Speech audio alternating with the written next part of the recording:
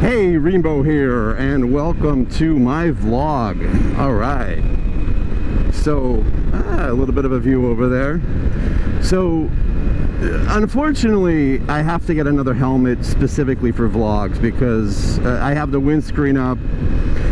This AGV K6 helmet, as much as I absolutely love this helmet, and I got it primarily because it was lightweight, it really has to be one of the loudest helmets that I've ever worn, now that I've been riding it for tens of thousands of miles.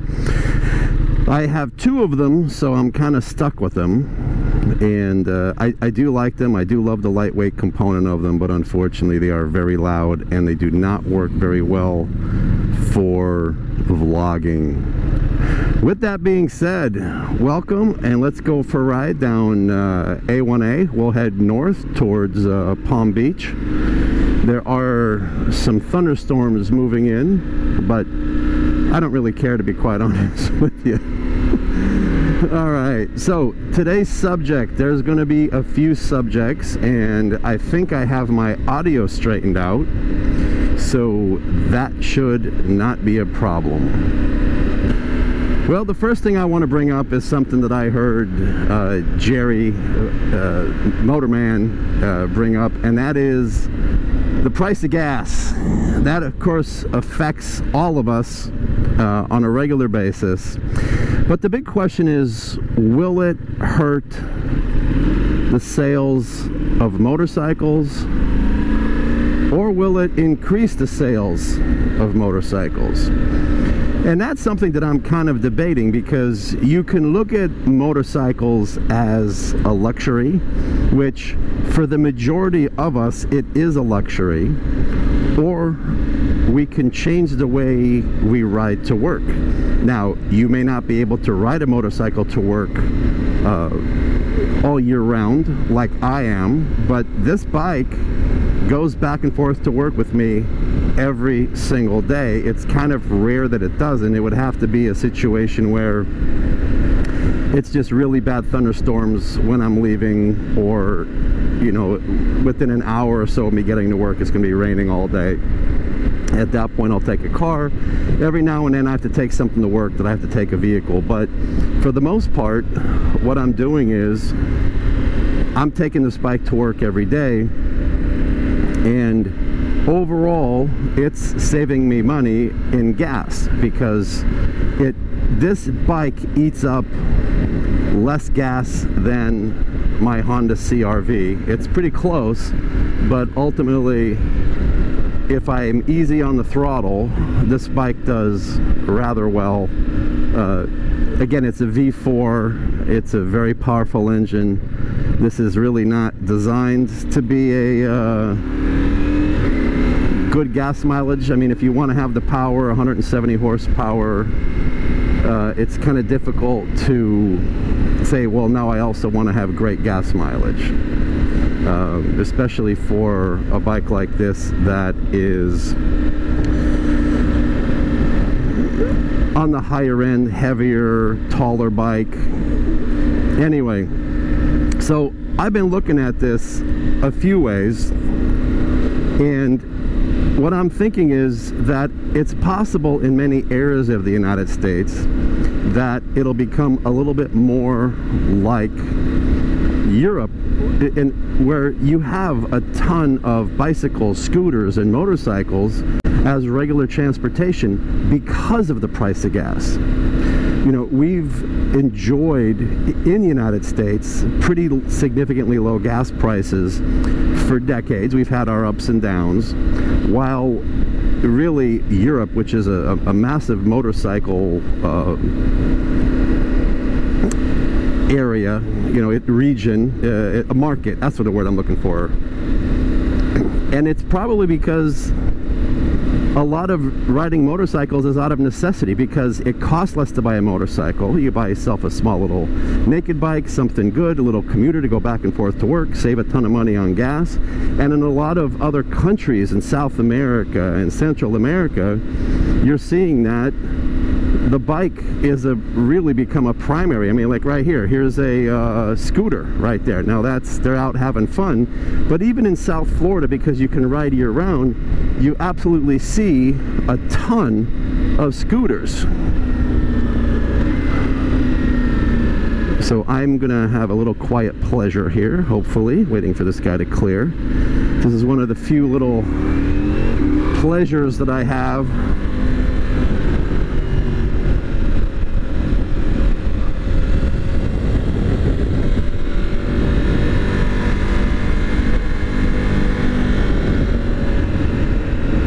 Okay, see, my fun's over.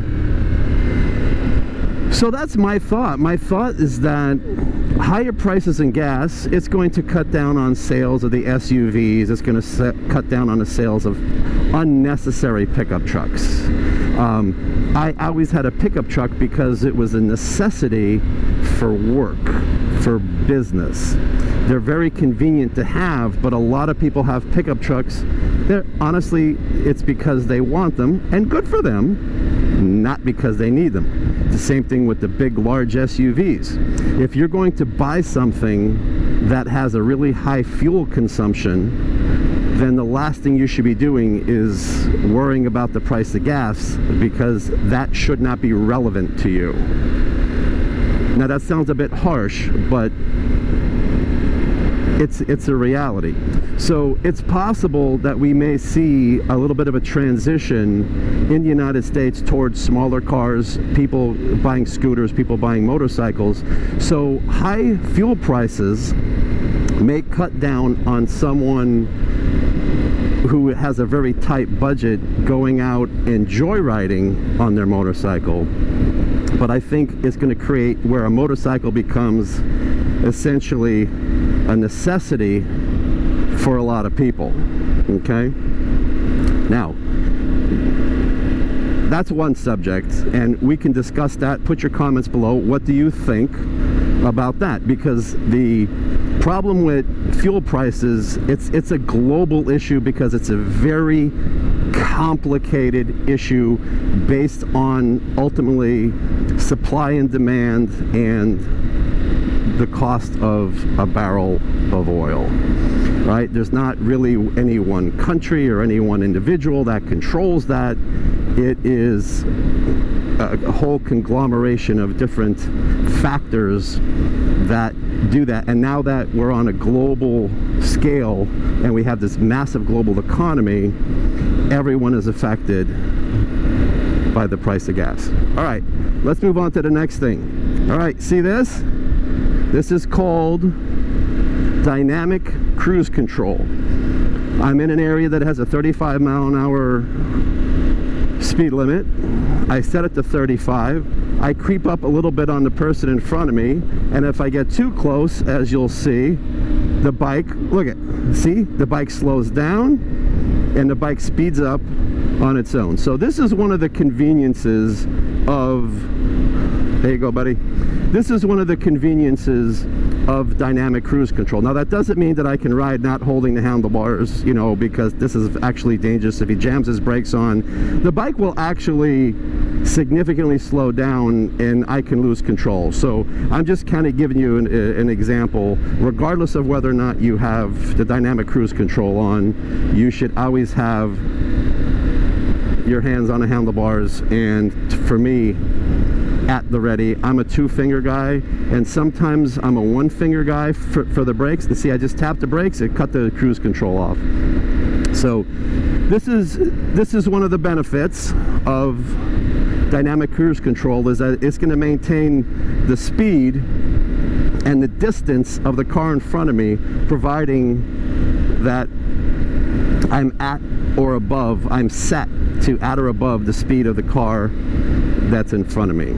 So now you get to see it kind of firsthand and witness it.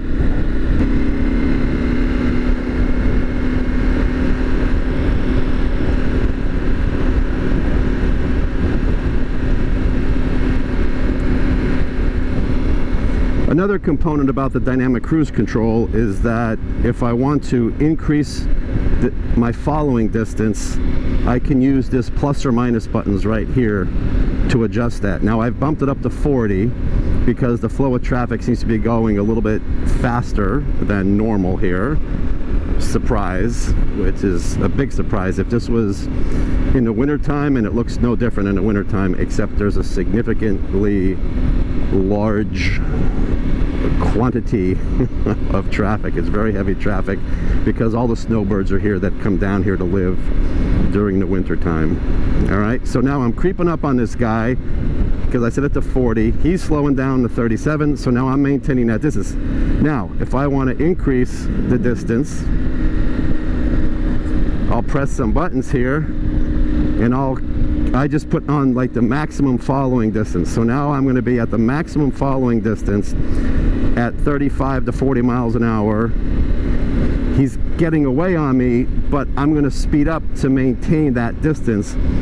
So this is where the dynamic cruise control kind of comes in handy. To me, it just makes life a little bit easier on your wrists and your fingers and everything. If your hands fall asleep, if you're on the bike a lot, it kind of helps because now you can just rest and be in the ready position. But we can go ahead and kill it.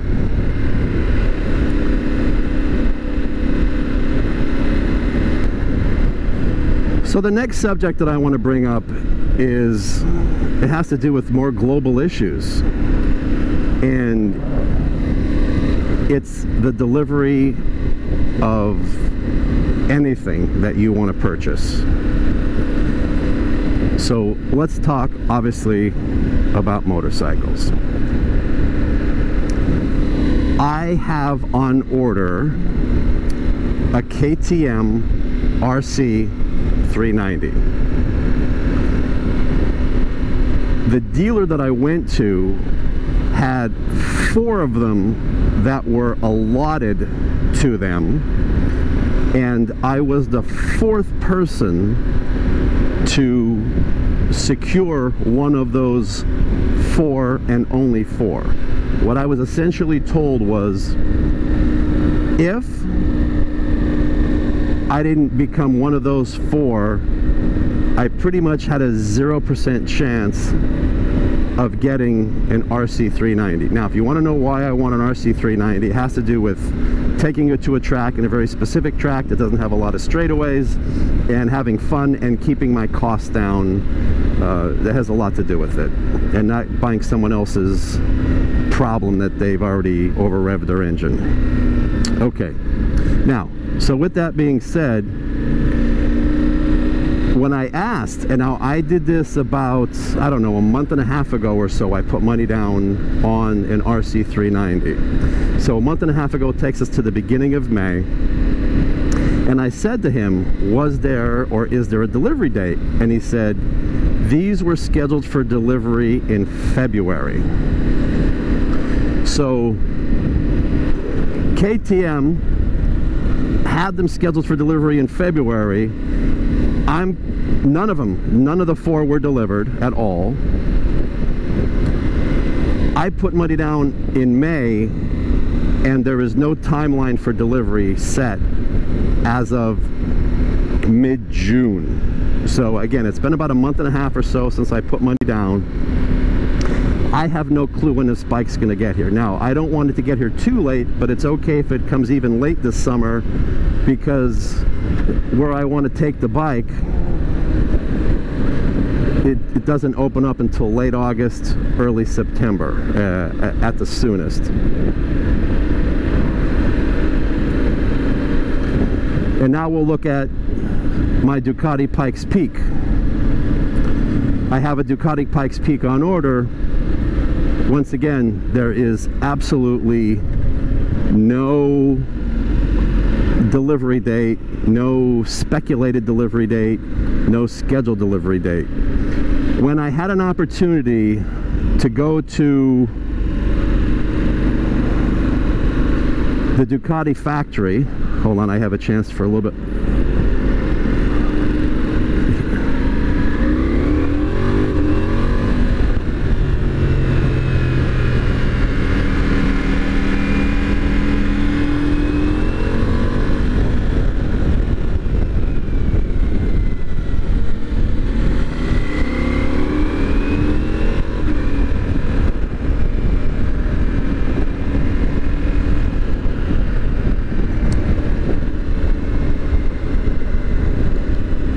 But when I had an opportunity very recently in May to go to the Ducati factory, I literally asked them, where the hell is my Pikes Peak?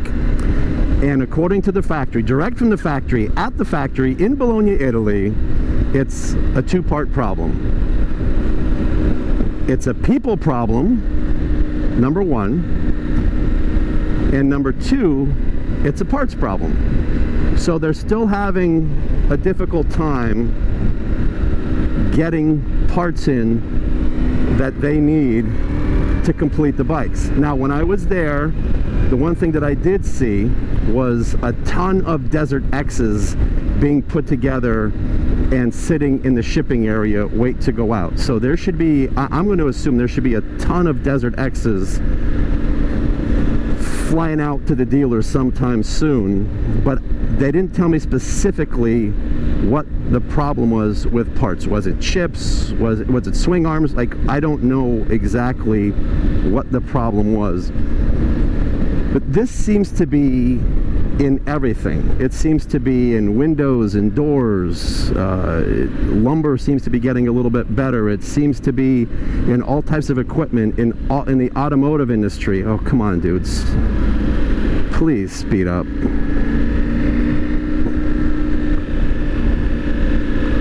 Oh.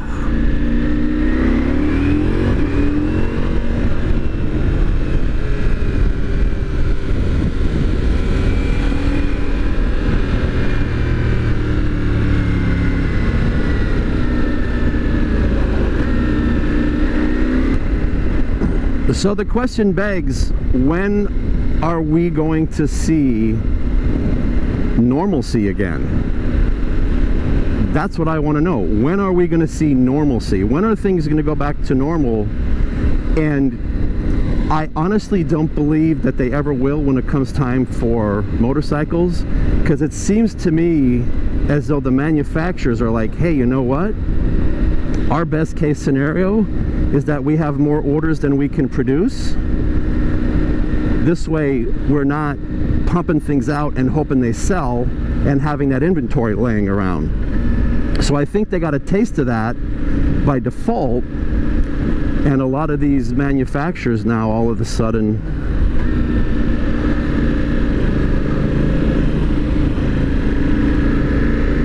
they want to stick with that plan. And from a business standpoint, yeah, it absolutely makes sense.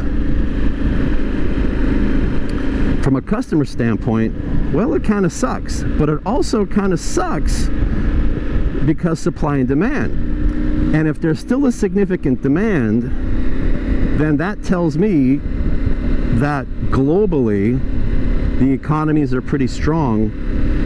But as a result of what was the pandemic, the COVID, whatever you want to call it, what I believe is that a lot of these companies have really altered their business model because they had to clamp down and save money and be careful with production, and in many cases they had no choice with production. And now all of a sudden it's like, hey, you know what? This is working pretty good. We had to hold back. The demand is still there. We're always behind. And since we're always behind, that means every single thing that we're manufacturing is already sold. And if many of you go to the dealers, you're finding out that this is, it's MTO, man. It's made to order. That's essentially what this has turned into. This has turned into a made-to-order society, especially in the motorcycle and automotive industry.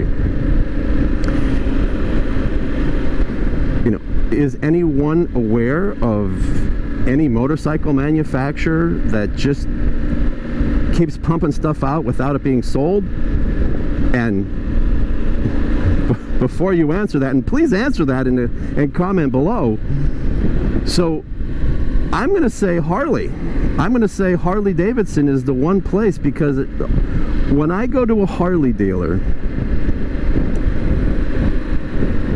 every time I go to a Harley dealer, here, I'll give you a little view. What I see is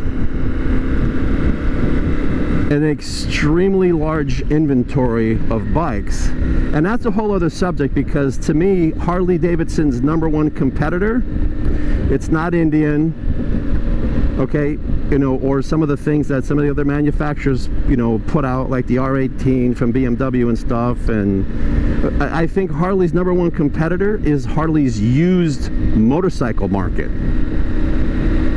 That's their biggest competitor.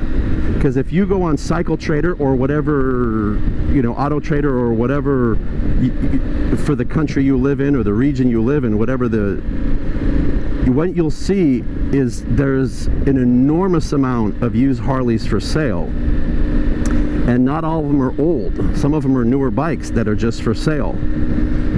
Because people believe they're going to get more money selling them, and it's true, selling something privately on your own than you are going to get when you go and try to trade something in.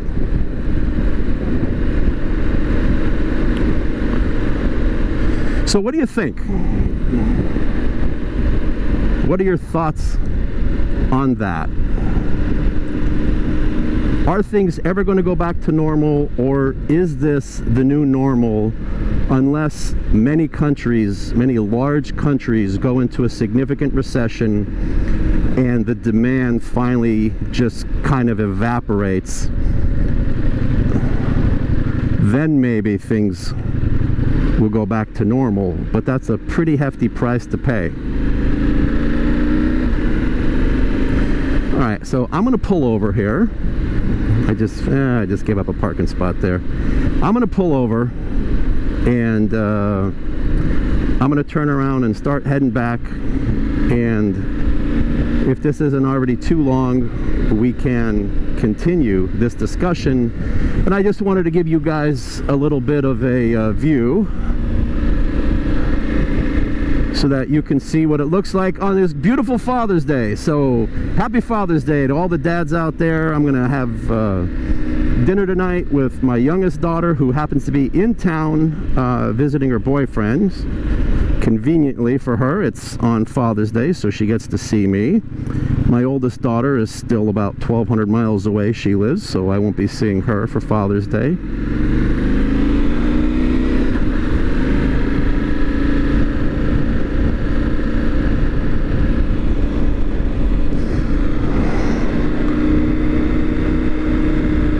So welcome to the town of Palm Beach.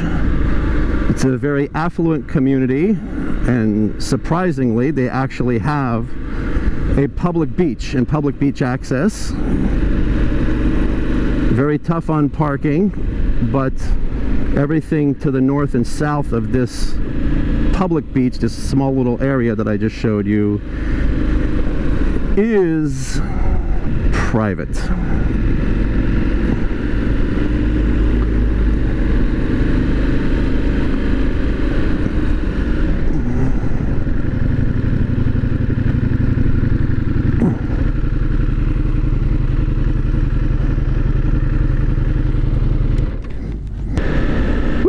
We get to have a little bit of fun up here finally. Unfortunately, the pavement is split here, so I don't know how much I trust it.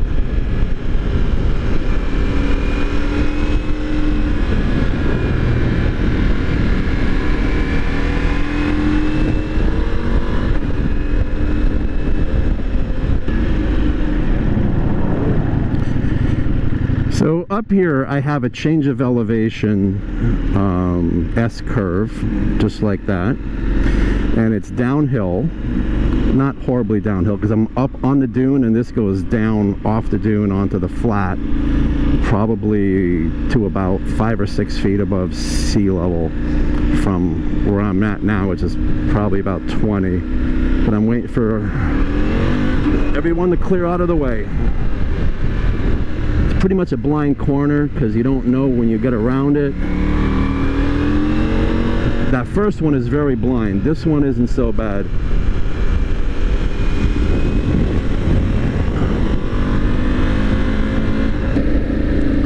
Well, here's the deal. The rest of this ride is going to be pretty boring. We kind of went over those subjects that I wanted to.